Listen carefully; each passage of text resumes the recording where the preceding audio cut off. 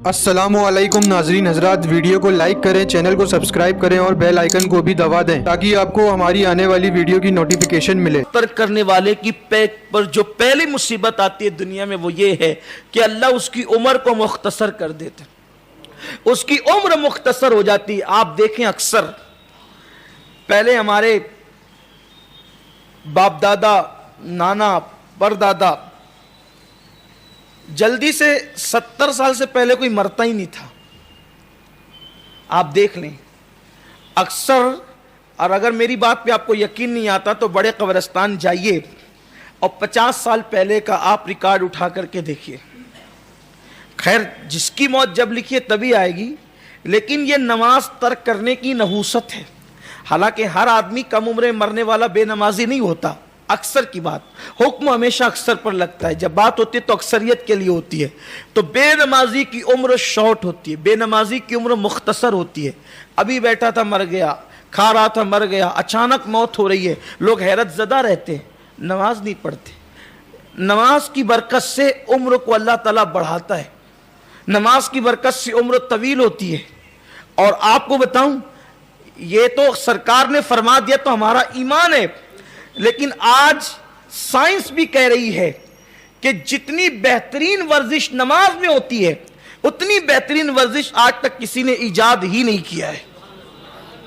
बल्कि ये बात तो मुझसे कहा, एक मरतबा मैं नमाज जुमा पढ़ाकर मालेगांव आ रहा था, तो ट्रेन में मैं सवार हुआ सेवाग्राम के अंदर।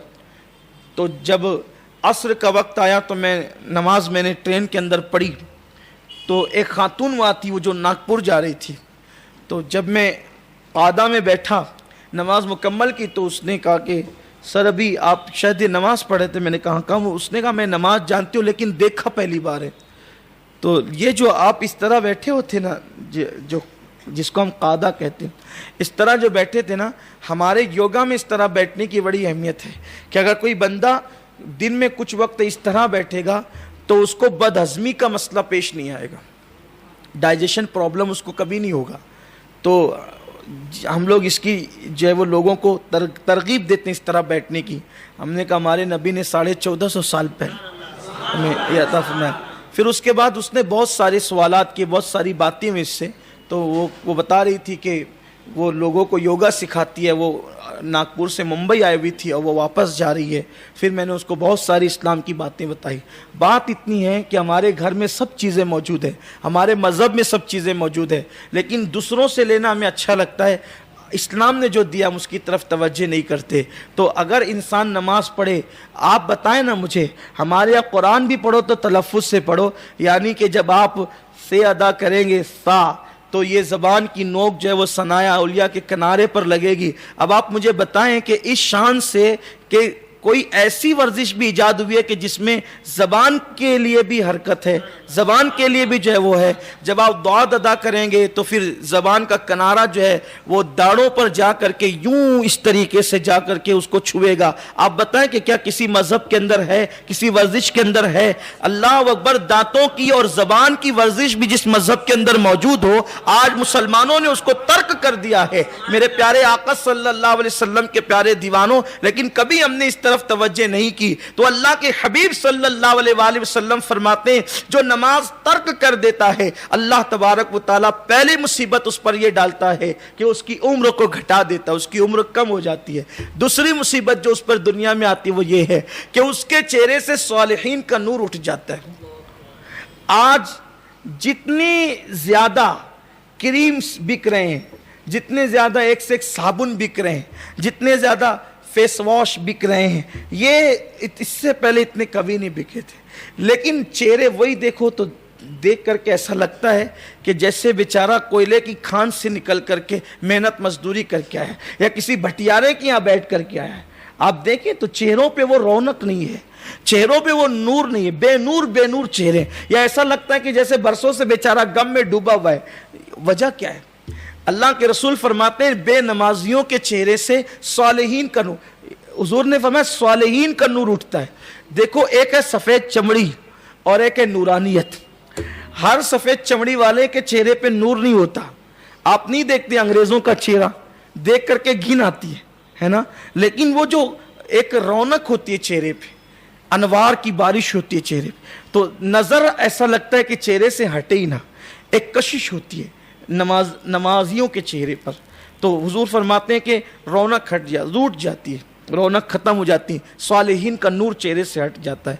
अल्लाह के रसूल अलैहि सलाम का एक फरमान और भी है कि सजदे की बरकत, अगर रात के सजदे आपने किए हैं तो सजदे की बरकत सुबह को ज़ाहिर होती है, और अगर आपने रात को गुनाह किया है तो गुनाह की नहुसत भी सुबह को ज़ाहिर होती है। चेहरे अजीब से लगते हैं तो चेहरे बताते हैं, और यहाँ भी और क़यामत में भी। इसलिए सालिहीन का नूर अगर चेहरे पे चाहिए, मैं साबुन से मुंह धोने को मना नहीं करता, मैं फेस वॉश के इस्तेमाल से आपको मना नहीं करता, जायज़ है। अगर उसके अंदर कोई नाजायज़ अशिया की मिलावट नहीं करना चाहिए। अल्लाह ताला को हुस्न पसंद है, जीनत पसंद है, लेकिन अगर चेहरे पे वाकई नूरानियत चाहिए तो उसके लिए सजदों की कसरत चाहिए। आप देखें, इसीलिए फरमाया गया कि वली की पहचान ये है, तवज्जो, वली की पहचान ये कि उसको देखो तो खुदा याद आ जाए। वली की पहचान क्या है? उसको देखो तो खुदा याद आ जाए। और खुदा किसको देखकर याद आए? जब तक कि वो सजदा नहीं करेगा खुदा उसको देखकर याद नहीं आएगा। तो पता चला कि हर वली नमाजी होता है, बेनमाजी कभी वली हो ही नहीं सकता। नमाज की अहमियत है। फरमाया तीसरी चीज, तीसरी मुसीबत जो उसको आती है कि जब भी वो कोई इबादत करता है, नमाज को छोड़ के कोई भी वो नफल काम करता है, तो उसके नफिल काम की बरकतें उसको नहीं मिलती। नमाज को छोड़कर वो जितने भी नेकियों के काम करता है उसकी बरकत उसको नसीब नहीं होती। इसलिए कि जिसकी नमाज कबूल है उसकी दूसरी इबादतें भी कबूल है। अगर वो नमाज ही नहीं पढ़ रहा है तो दूसरे कामों की बरकत से वो महरूम होगा। अब यहाँ बड़ी माजरत के साथ एक चुपती हुई बात अर्ज करता हूँ कि हम फराइज को छोड़कर नवाफिल के अंदर बहुत मेहनत करते हैं। बीमार की इयादत को जा रहे हैं, सवाब मिलेगा। मज़ारात पे फातिहा के लिए जा रहे हैं, सवाब मिलेगा। कुरान खानी कराने, सवाब मिलेगा। नमाज का ही ठिकाना नहीं। ये अल्लाह के रसूल सल्लल्लाहु अलैहि वसल्लम फरमा रहे, आकाए करीम सल्लल्लाहु अलैहि वसल्लम का फरमान है कि जिसने नमाज तर्क कर दी वो दूसरी इबादतों की बरकतों से महरूम हो जाएगा। तीन मुसीबतें हो गई। अब अगर चाहते हो कि इबादतों की बरकत मिले तो नमाज की पाबंदी करें। चौथी मुसीबत, वो जो भी दुआ करता है उसकी दुआ जमीन और आसमान के दरमियान लटक जाती है, मुअल्लक हो जाती है। उसकी दुआ बाब इजाबत इलाही से जाकर टकराती नहीं। देखो कितनों को हमने शिकायत करते देखा है, मौलाना हमारी दुआ कबूल नहीं होती। कि भाई मेरे भाई कैसे कबूल होगी? दुआ कबूल कैसे होगी? तू तो अल्लाह की इबादत के लिए कमर बस्ता नहीं है। तुझे दोस्तों के लिए टाइम है, तुझे क्रिकेट के लिए टाइम है, तुझे गेम के लिए टाइम है, तुझे कपड़ों के लिए टाइम है, तुझे मेकअप के लिए टाइम है, तुझे बैतुल खला जाने के लिए टाइम है, अल्लाह के घर में आने के लिए तुझे टाइम नहीं। दुआ कैसे कबूल होगी? दुआएं लटकी रहती है, मुअल्लक हो जाती है। अच्छा, अब एक अहम बात और आती है कि चलें ठीक है, अपनी कबूल ना हो, नमाज नहीं पढ़ते, किसी से करवा लें, पीर साहब आप कर दें, अब्बा जी आप कर दें, उस्ताद जी आप कर दें, इमाम साहब आप कर दें। अल्लाह के रसूल अलैहि सलाम फरमाते हैं उस पर पांचवी मुसीबत ये आती है, उसकी तो खुद की कबूल नहीं होती, मुअल्लक रहती है।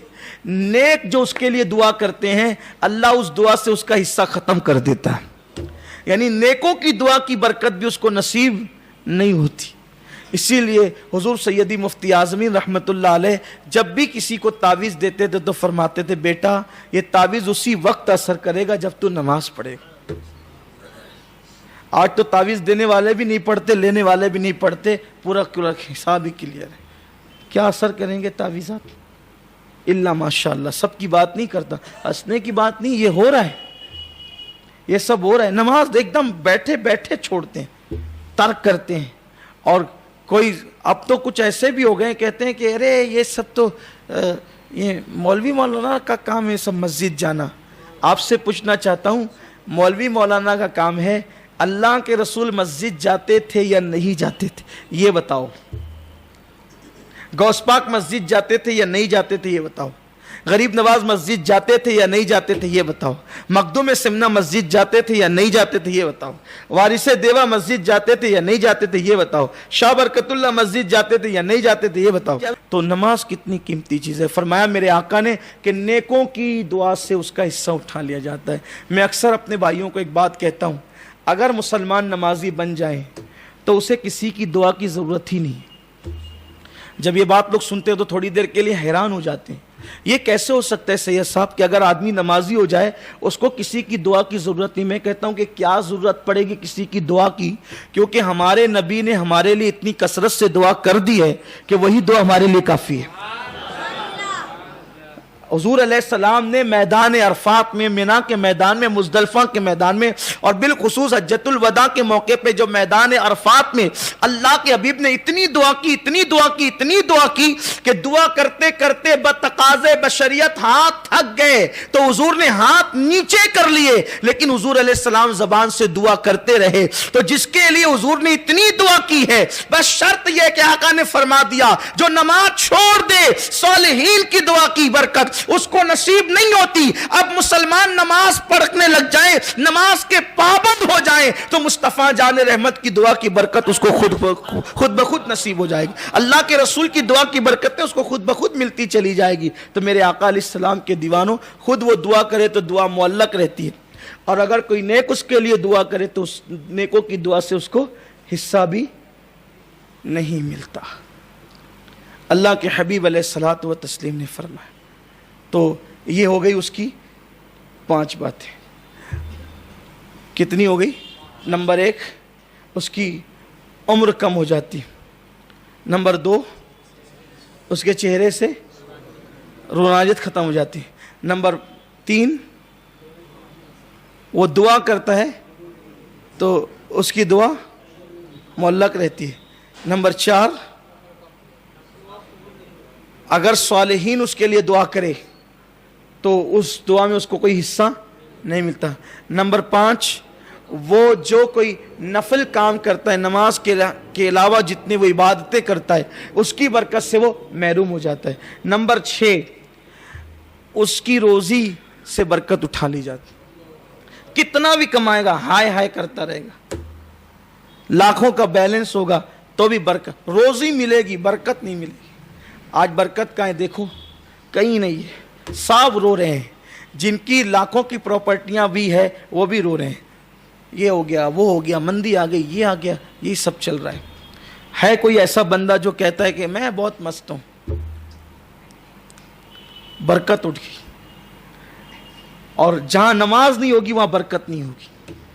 حدیث پاک ہے, صاحب قوت القلوب شیخ ابو طالب مکی رحمۃ اللہ علیہ نے لکھا ہے کہ جب اذان ہوتی ہے تو روئے زمین کی ساری روزی سمیٹ کر مسجد میں لائی جاتی ہے.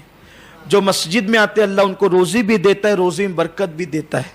جو مسجد میں نہیں آتے روزی تو دیتا ہے, برکت نہیں دیتا. مسجد میں جو نہیں آتے اللہ کا وعدہ ہے روزی دیتا ہے, برکت نہیں دیتا.